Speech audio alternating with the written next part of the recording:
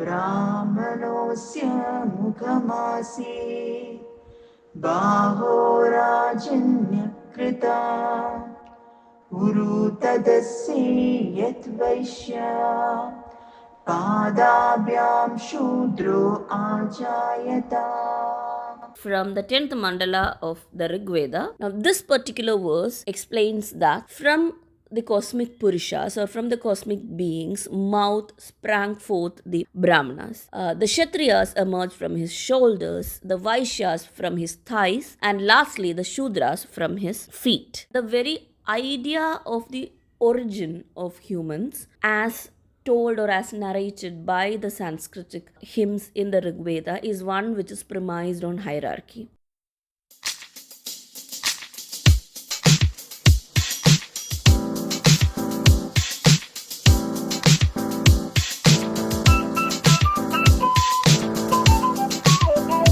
This episode is part of the EUTERPE Podcast series on European literatures and gender from a transnational perspective.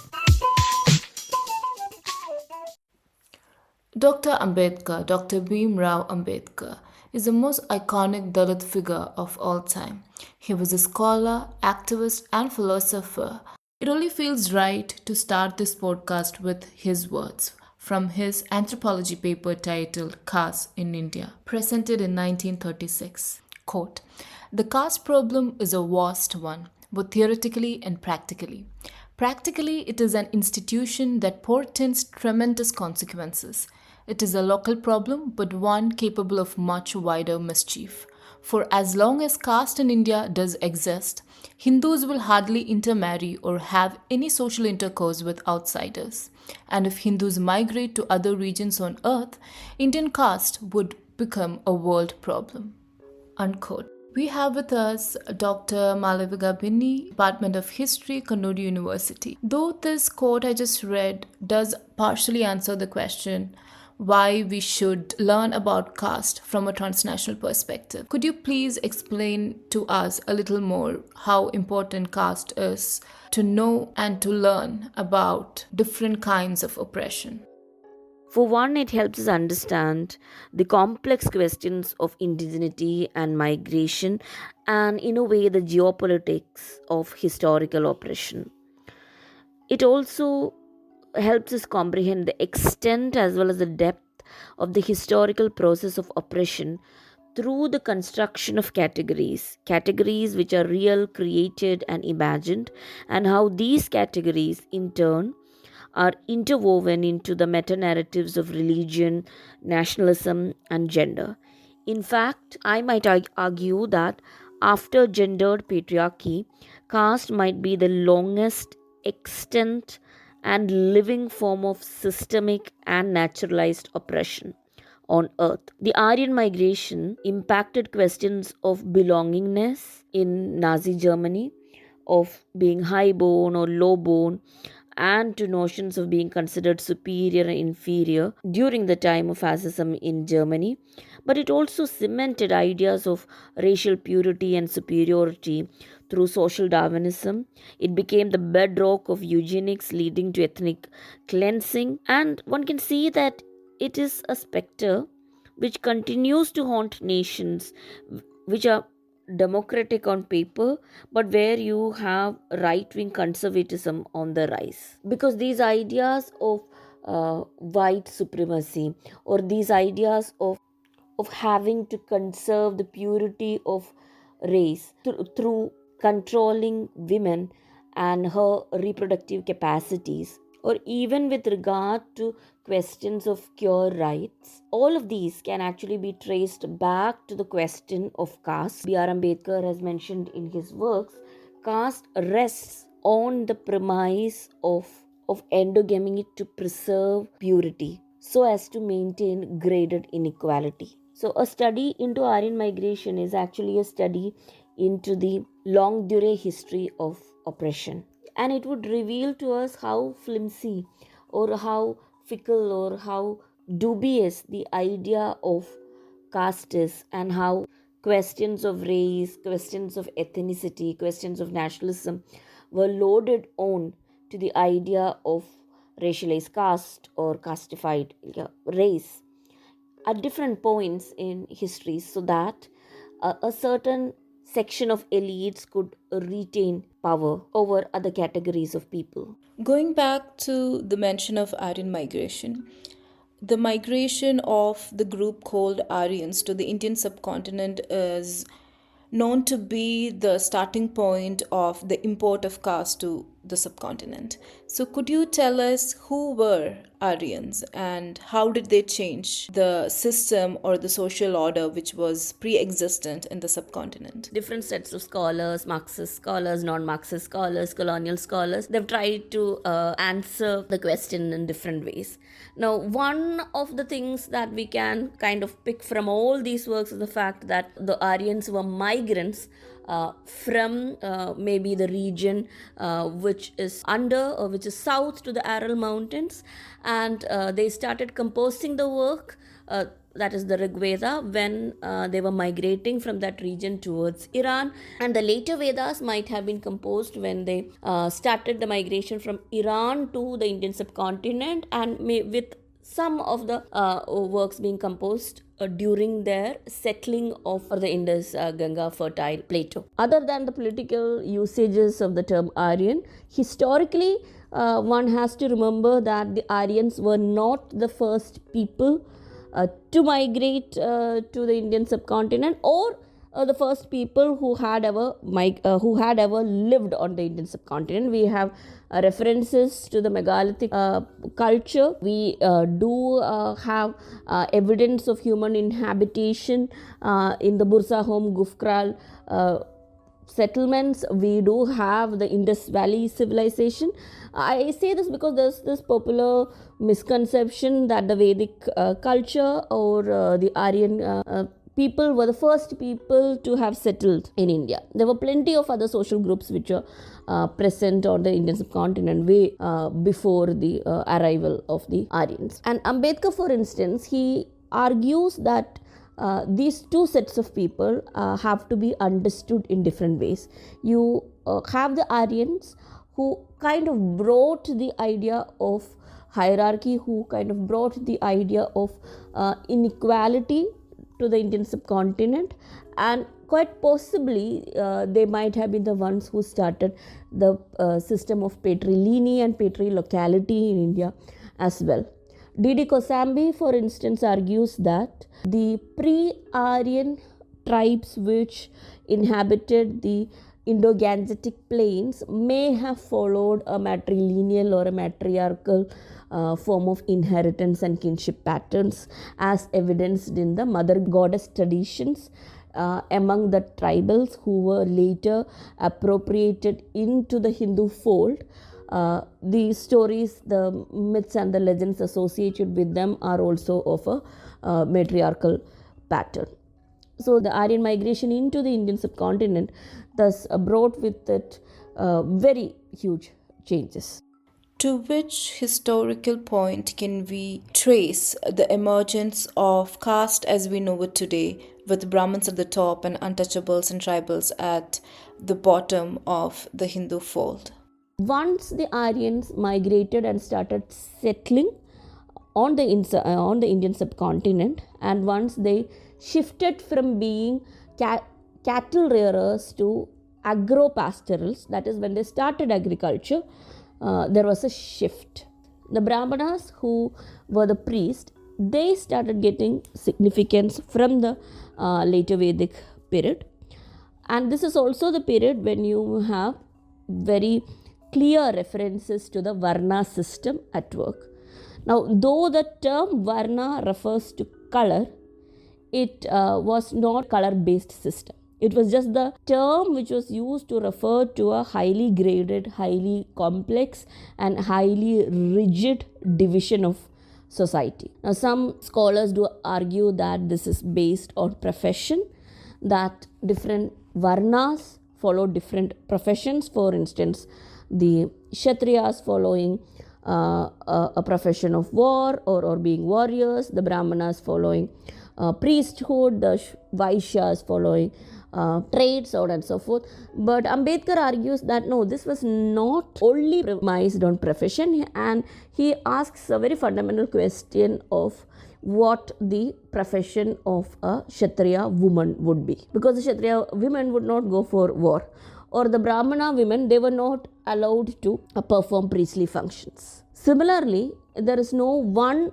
particular profession associated with the Shudras. So he argues that no, the Varna system was not one which was based on profession as it is popularly believed, but rather one which was premised on the idea of ritual status. That is a very significant point. Often, ritual status and in general, the role of religion is overlooked when it comes to talking about everyday social inequality. However, religious position and differences are amplified not just in India but in every part of the world to invalidate full citizenship to minoritized communities.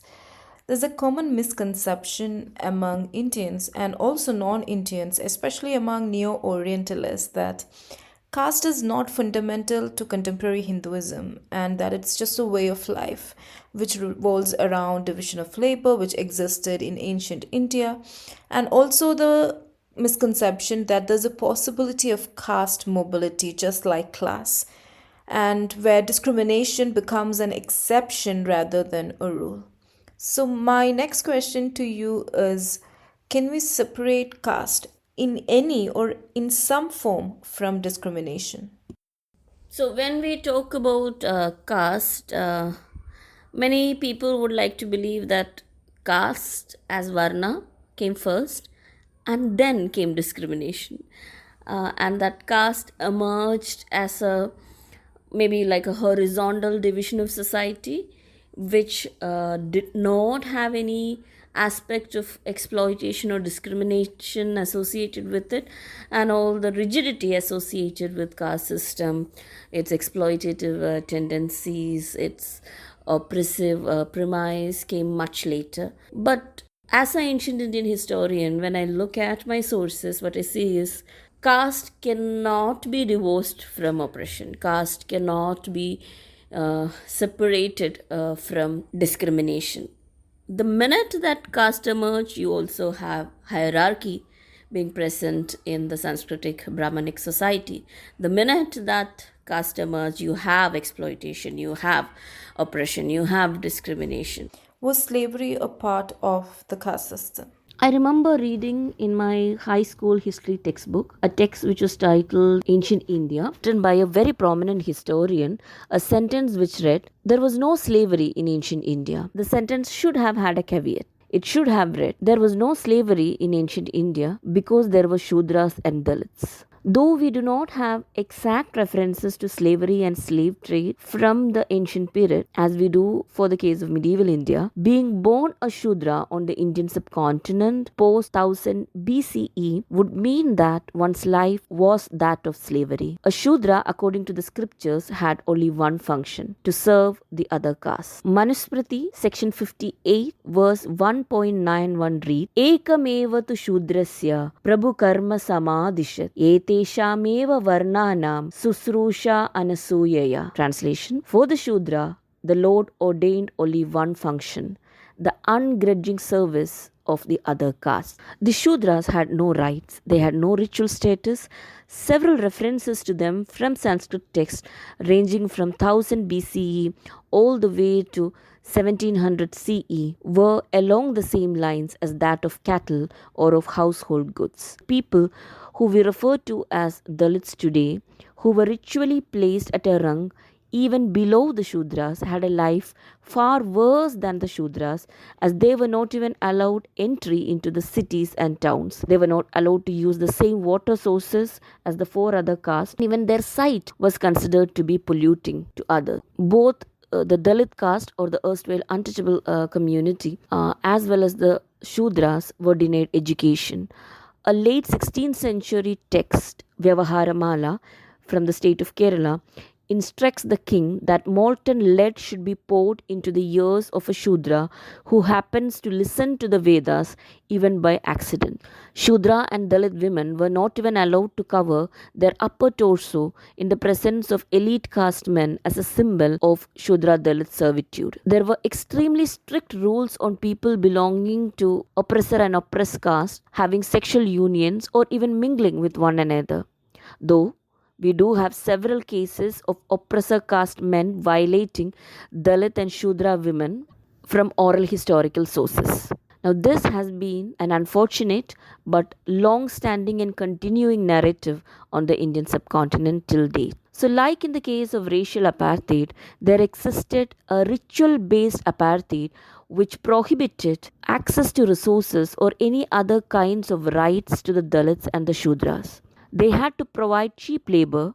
I'm not sure whether cheap labor is the right word to be used here, but it was non remunerated labor. And the labor that the Dalits and the Shudras provided was a form of forced customary labor.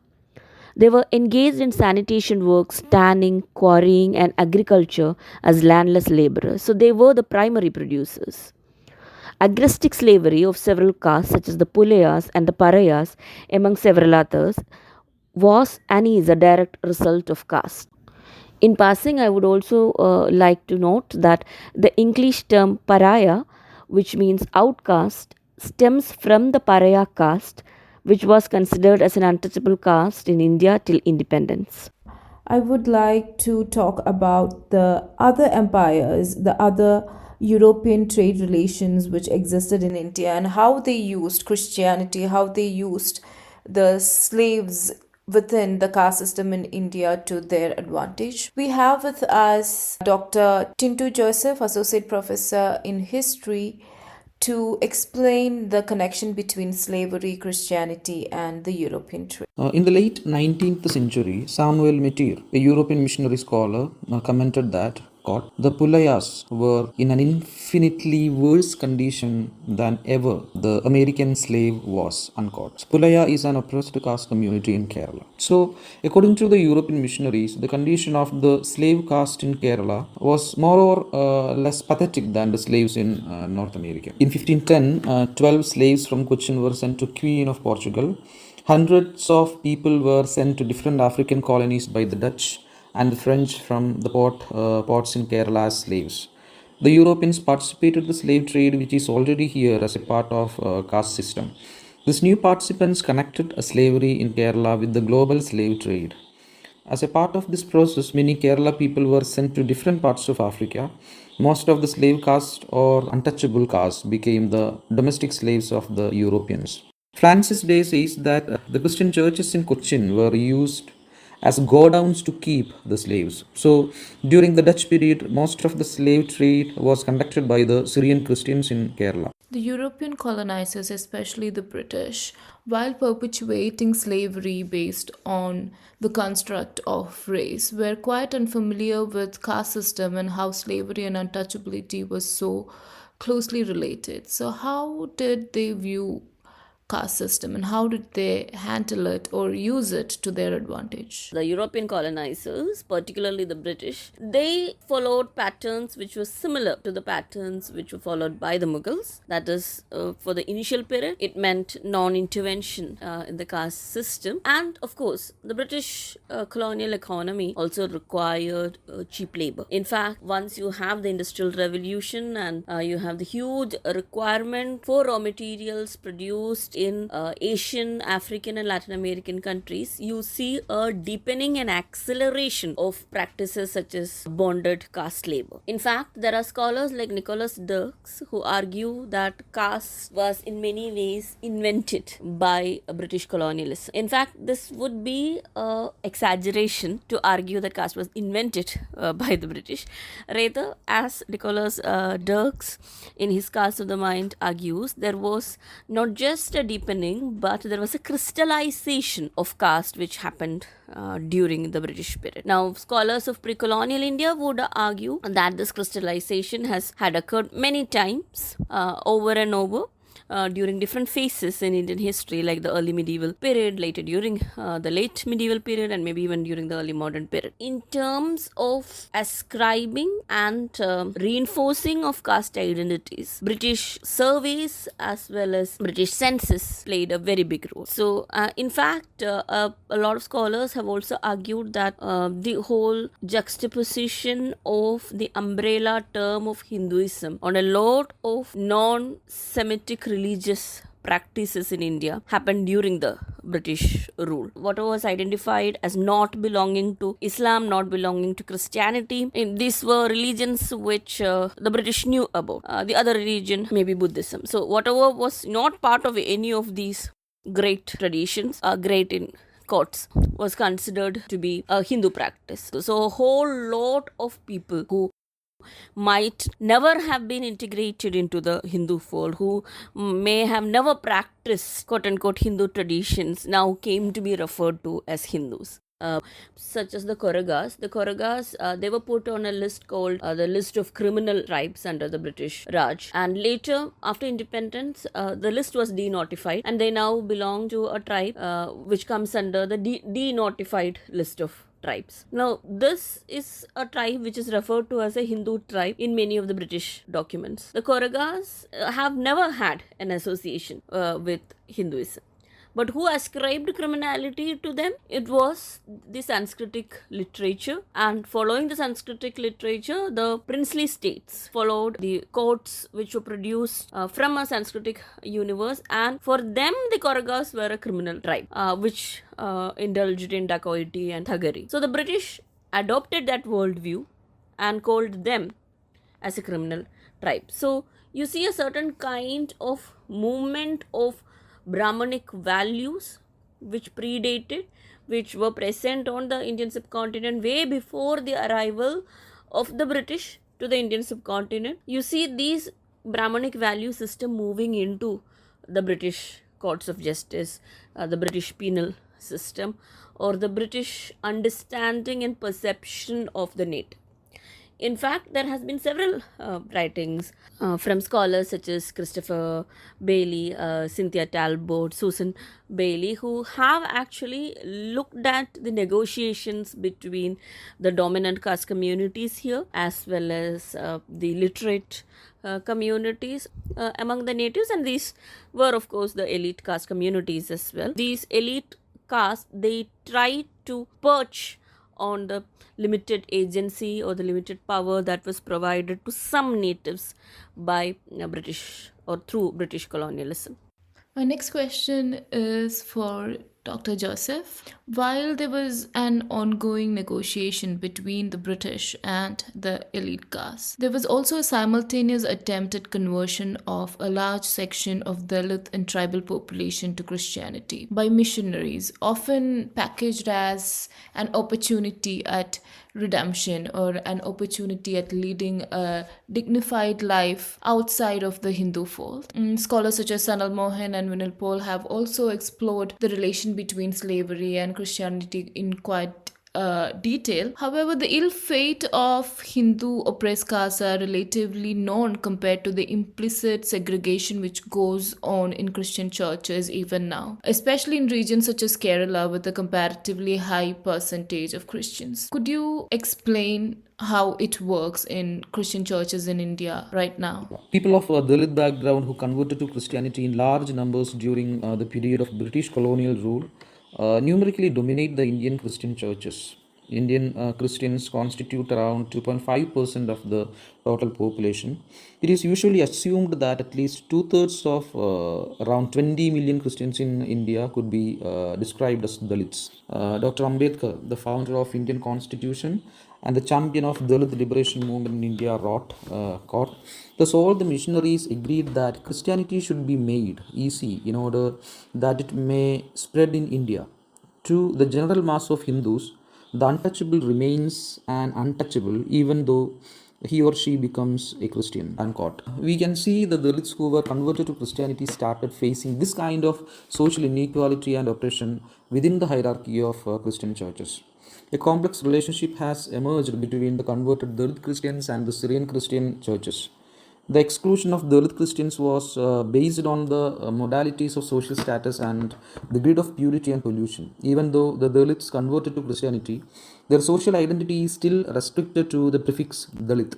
Out of around 180 bishops in India, only 12 are from Dalit community, none from Kerala.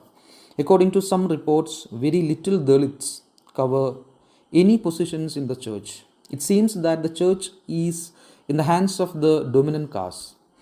In some places, it is still not possible to worship God together with the dominant caste. They have to sit separate from dominant caste in the church. One of the best examples in this regard is the curious case of CSI Church. The Church of South India is a united Protestant church in India. More than 60% of the church people belong to Dalit background. It has been more than 6 decades and they form 60% of the population, but still Dalit Christians of Church of South India are unable to support and elect a member of their caste as bishop. The presence and practice of caste in Church of South India is a fact and a reality. Those dominant caste CSI bishops and caste-prone Christian forces tend to deny this very fact, but caste is clearly visible in not only in CSI but also Indian Christianity and churches in general. Intermarriage between Dalits and dominant caste is still a taboo.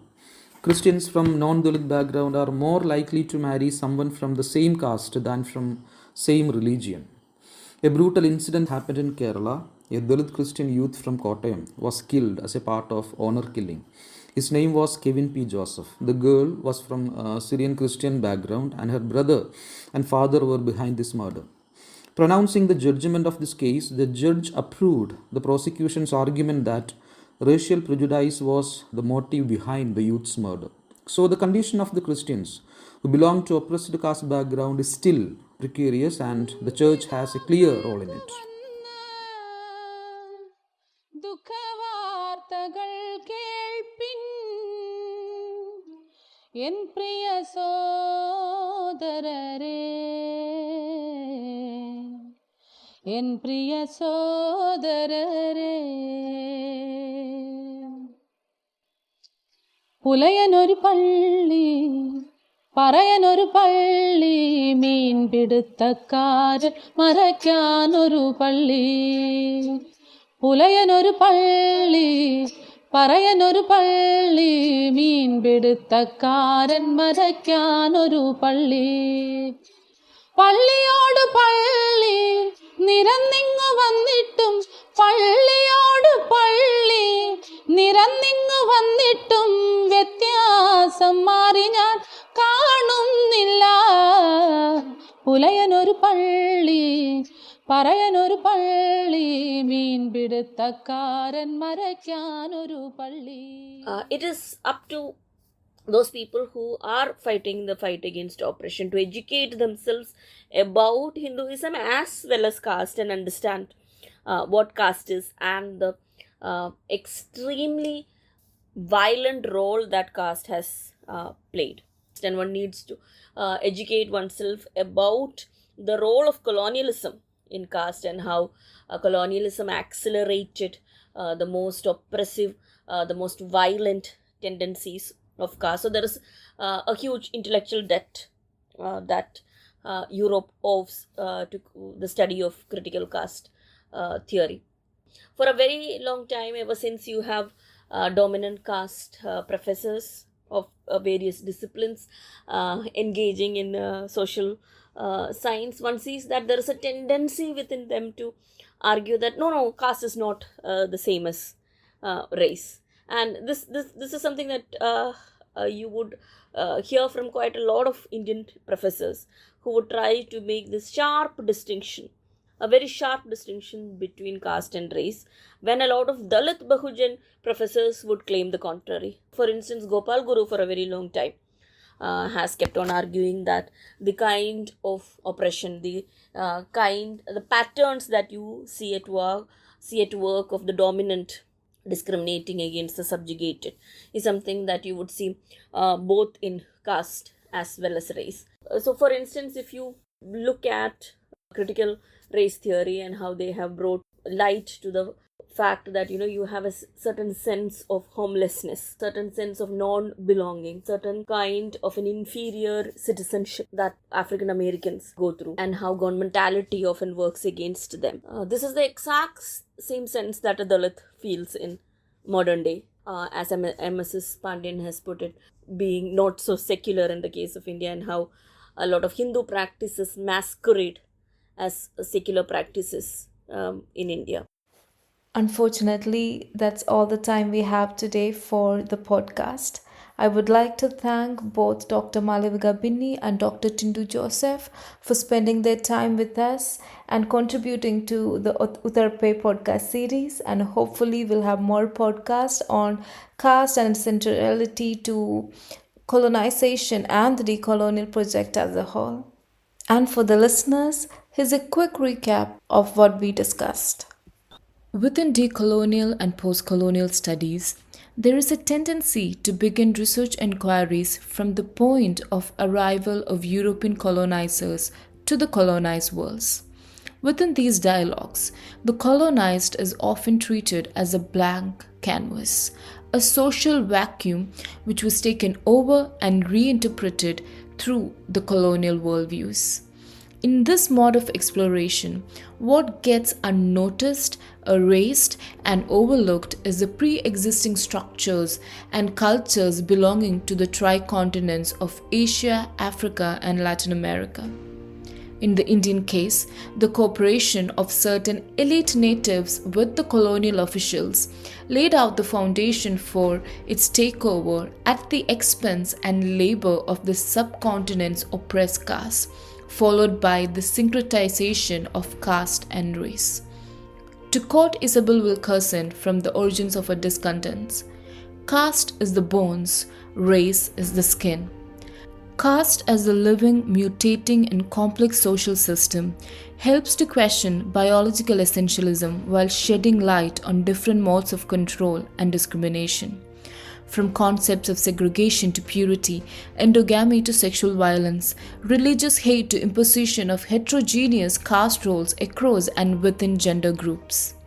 Not just that, as diaspora and caste scholars has affirmed, migration of Indians to different parts of the world did not undermine the hold of caste, but rather strengthened it. The interaction of caste Indians with the outside world sheds light on the ability of meta-structures to mingle and aid each other to maintain status quo. To end the podcast, I urge the listeners to engage with critical caste studies, which offers an alternate mode of looking at colonizations and present-day racialized caste, which informs our understandings of gender.